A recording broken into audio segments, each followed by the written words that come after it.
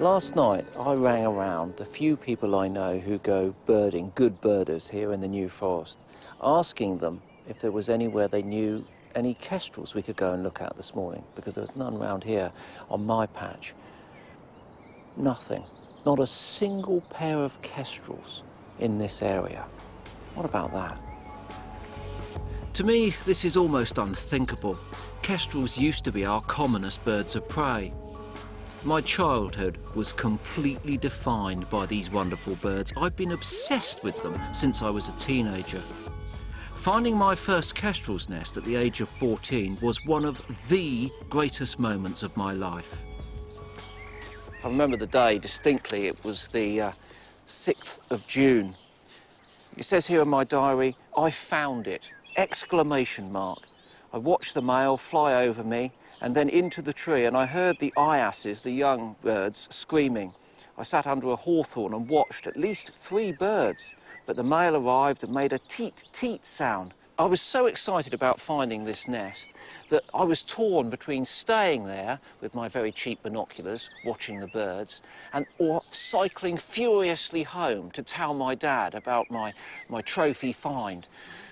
I plumped for the latter, and I remember cycling along Allington Lane on my chopper, singing "Seasons in the Sun" by Terry Jacks. And then getting home, running up the driveway, bursting through the door and saying, "Dad, Dad, I found my first kestrel's nest." I remember it like it was yesterday, and I know exactly where the tree is. Sometimes I fly over it when I take off from Southampton Airport, and I look down, and I still look at that oak tree. My little heart misses a beat. Ted Hughes wrote of the kestrel, "Effortlessly at height hangs his still eye. His wings hold all creation in weightless quiet," which in truth I think describes them perfectly.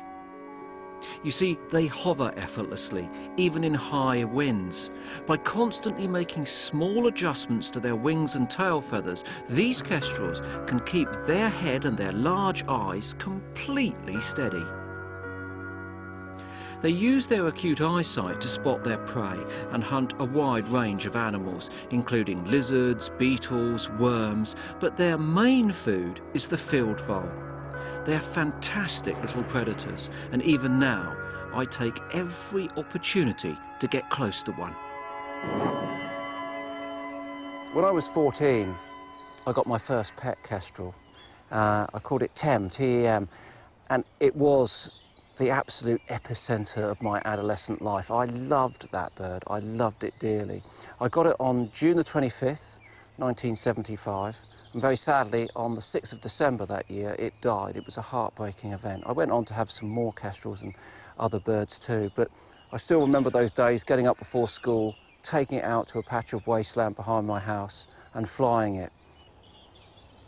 This pretty little bird is a 2-year-old male kestrel. You can tell it's a male. It's got that lovely slaty blue head and a slaty blue tail. Got quite small feet, not powerful feet. That's why I'm very happy to hold it without a glove, because they're used really just to grasping hold of their prey. They're not a killing, constricting foot like some of the larger raptors.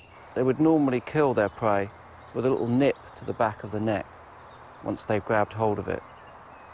When I was a child, I can remember being in the back seat of my dad's old Vauxhall Viva, going down the motorway, and I'd always see kestrels hovering alongside the road.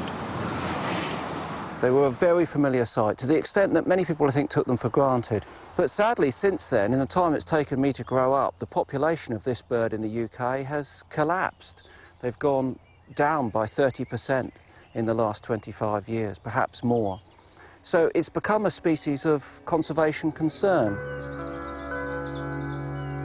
The cause of the kestrel's decline is a bit of a mystery.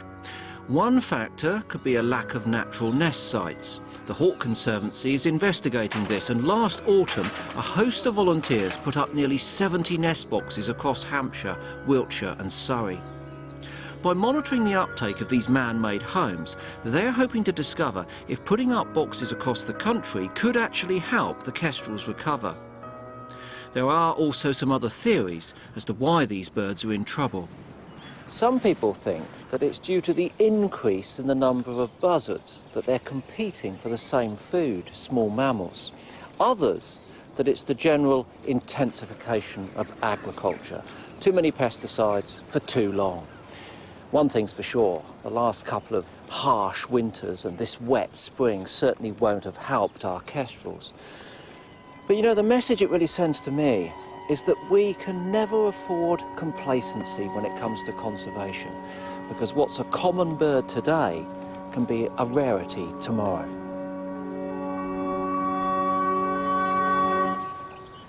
It's so true. You used to take that completely for granted, Chris. You know, the kestrel hovering as you were driving along the motorway.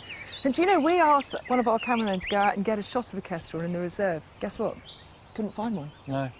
But there must be something we can do, and there is, isn't there, Chris? The key to any conservation effort is that you have to know, what's happening to the population and where it is. So we're really pleased to team up with the Hawke Conservancy Trust for our Kestrels Count survey.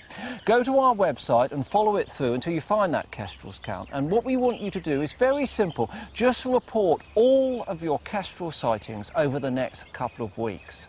We want to know where you've seen the kestrel, so you can give us a postcode. We want to know the time and the place. And we also want to know what you and it were doing. If you're eating a sandwich, we'd quite like to know. If the kestrel's eating a sandwich, that would be very interesting as well.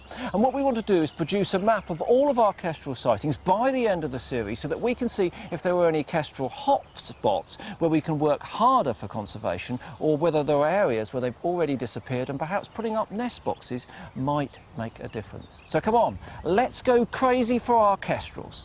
Keep your eyes open and please fill in that report form on our website.